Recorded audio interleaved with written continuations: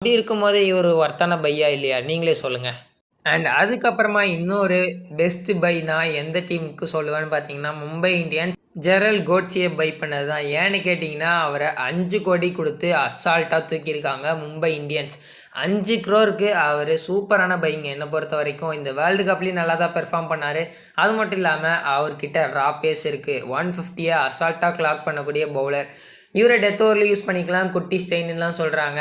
Mumbai Indians கலக்கி போட்டுருக்காங்கன்னு தான் சொல்லணும் இந்த ஐபிஎல் ஆக்ஷன்ல.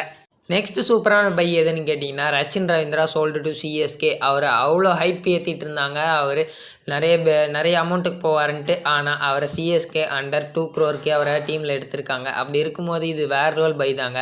எந்தெந்த டீமுக்கோ போவார்ன்னு நெனச்சோம். ஆனா, சிஎஸ்கேக்கு அதுவும் 2 கோடிக்குள்ளேயே வந்திருக்காருன்னா, அது உண்மையாவே சூப்பரான பை தாங்க.